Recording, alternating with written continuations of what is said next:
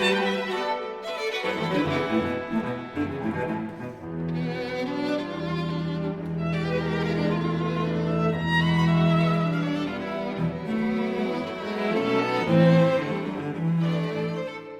my name is Hilary Seabrook. Welcome to the latest episode of Harmonious World.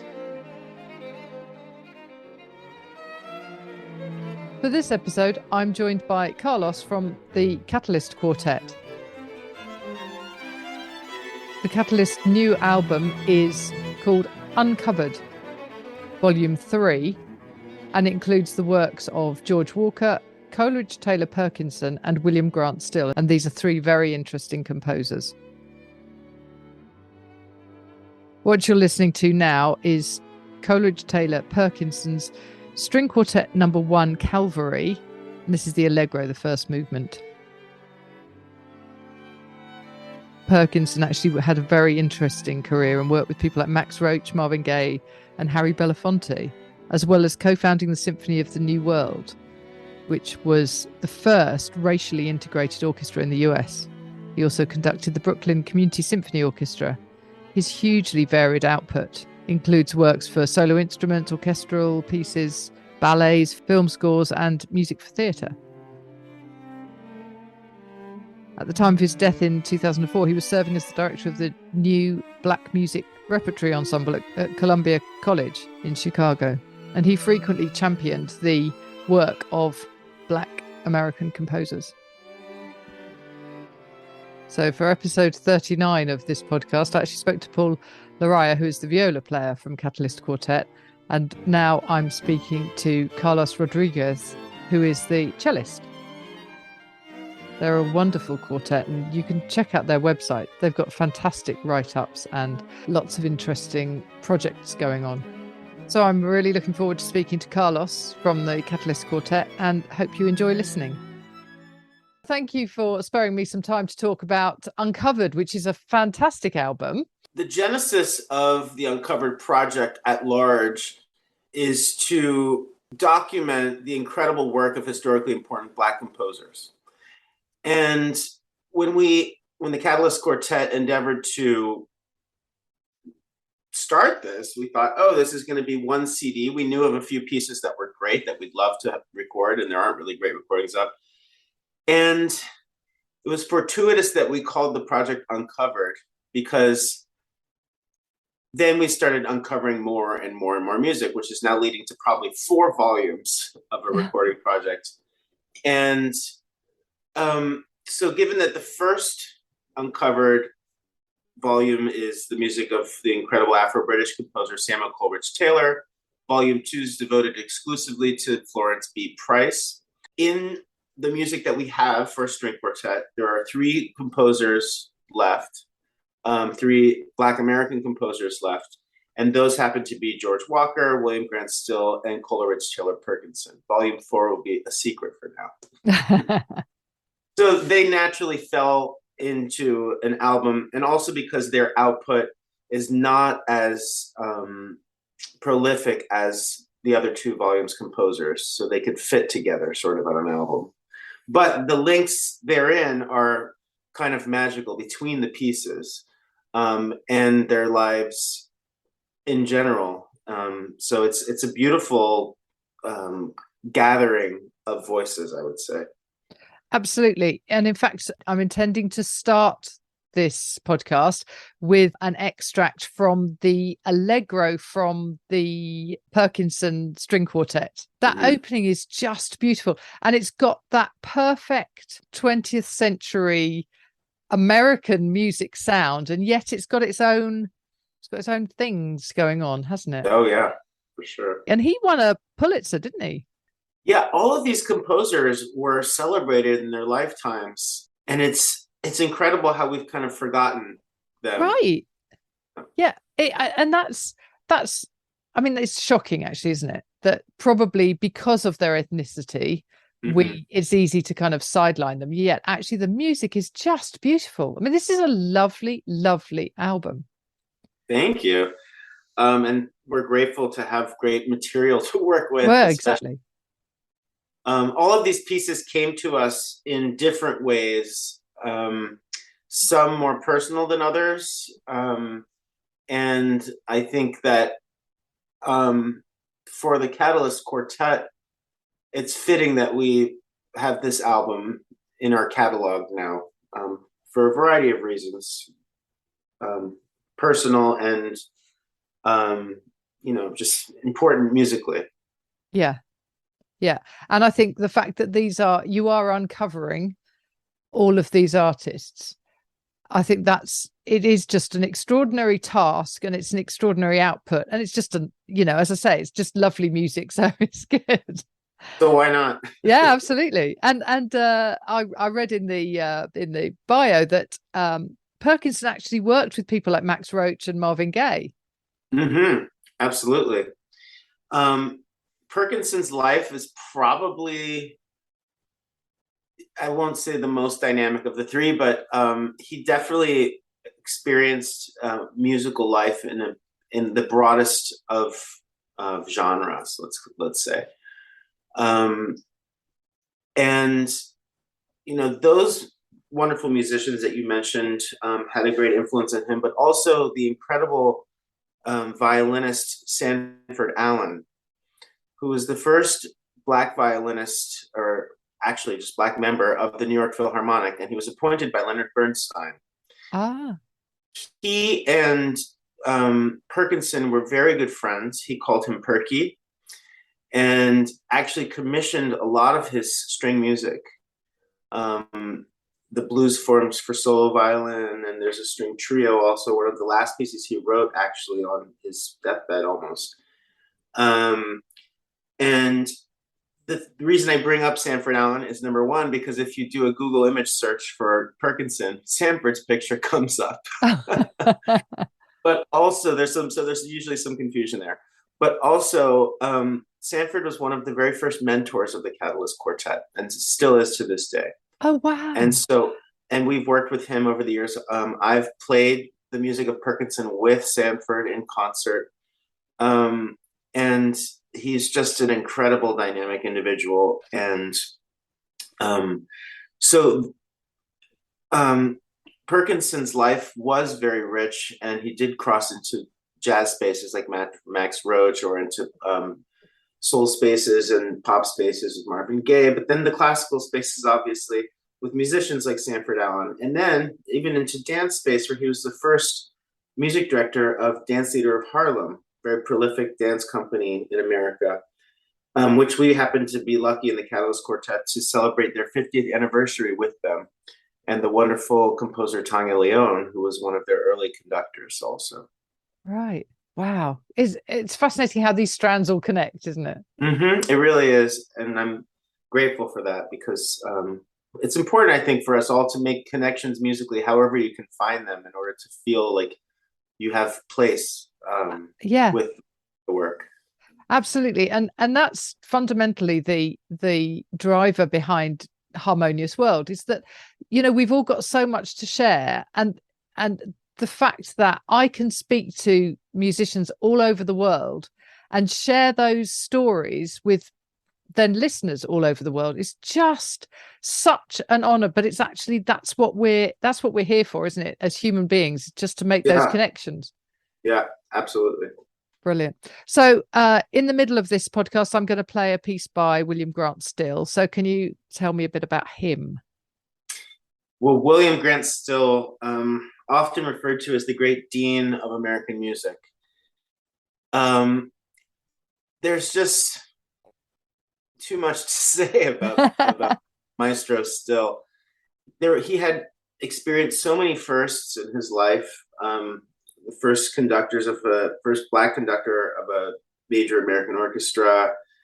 One of his early symphonies premiered by Rochester Philharmonic. One of the first performances of a piece by a Black composer by a symphony orchestra in our country. He was the first to have his opera televised, I believe with New York City Opera on television. So he was also kind of around at the time when there was a lot of technology, and so he was like the first to do this, and he's just also infiltrated, much like Perkinson, so many different circles and inspired so many different composers, like Margaret Bonds, like Florence B. Price, and all of these other composers, and just was a towering figure in the United States, and is not oft spoke of, and it's unfortunate. And so these pieces are also very special and beautiful, and I think we're very lucky as a string quartet to have them. Yeah.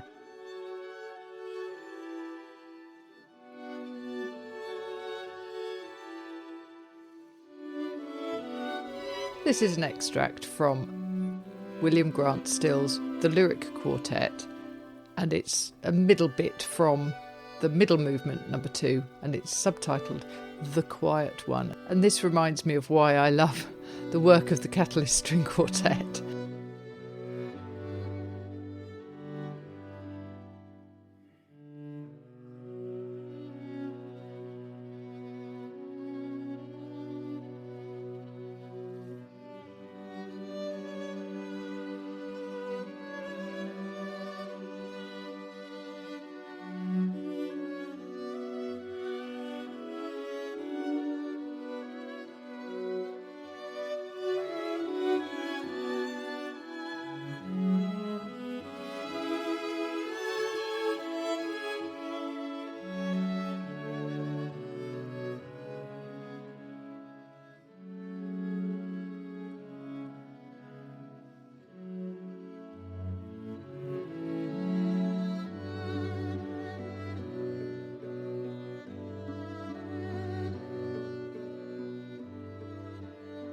So then talk to me about the third one, George Walker.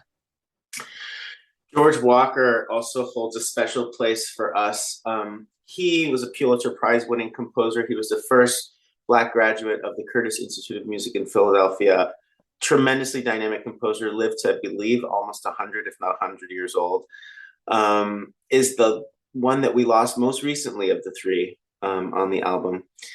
And the piece, his string quartet, if you take the middle movement out, which has been published outside of the string quartet as a piece called Lyric for Strings, it's played by string quartet, it's played by string orchestra.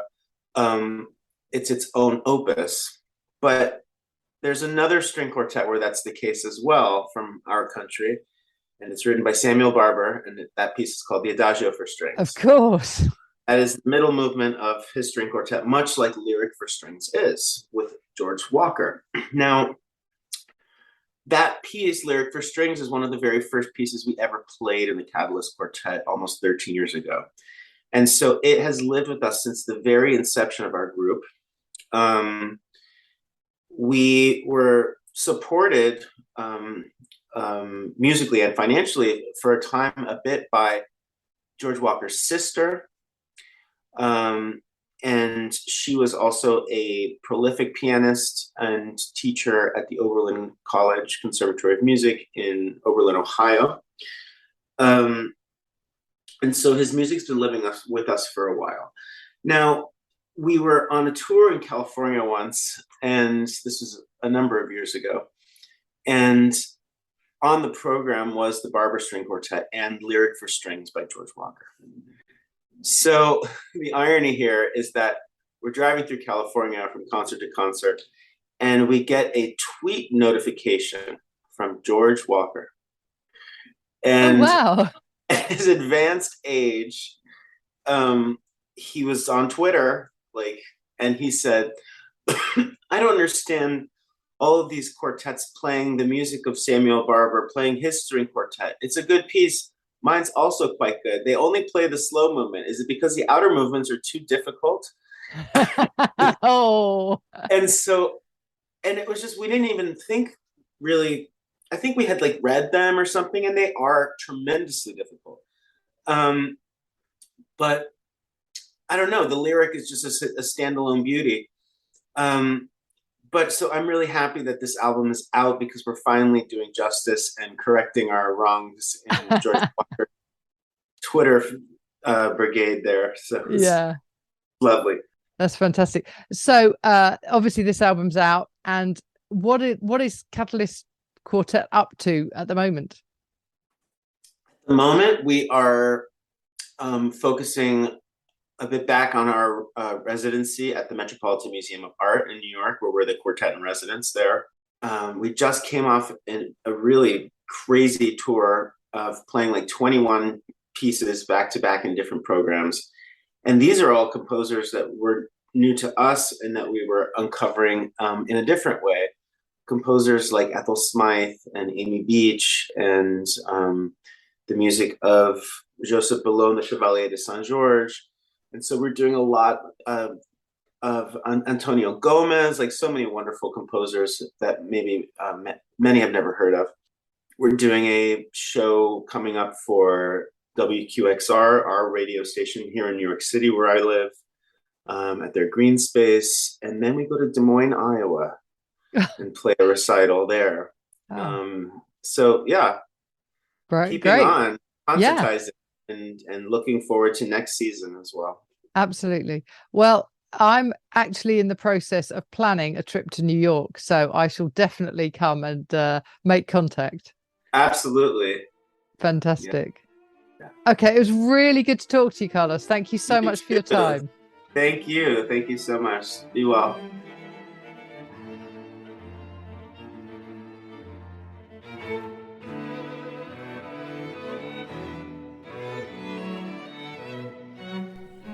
It was a pleasure talking to Karlos, and I hope you enjoyed listening into our conversation.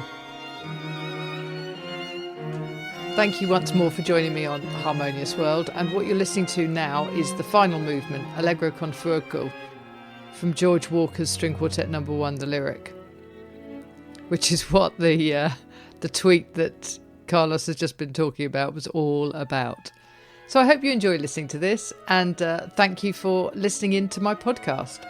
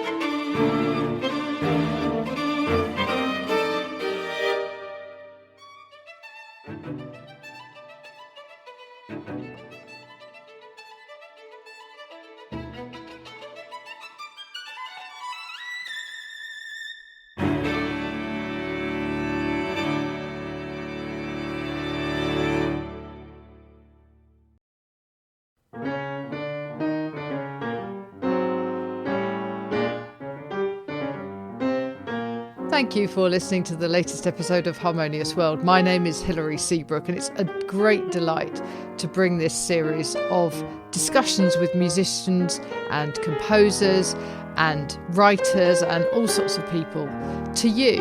Obviously, there's no point in having a podcast if people aren't listening, and I'm very grateful to my listeners for doing so. Thanks also to Joe English for composing and performing this new theme tune.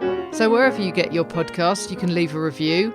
You can share this with your friends and family, either as a link or on social media and that sort of thing. I'd be really grateful for that. Don't forget that you can subscribe now. There's a link wherever you get your podcasts. So have a great week, and please remember why I started this, which is just to try and make the world a little more harmonious. Thanks for listening to Harmonious World.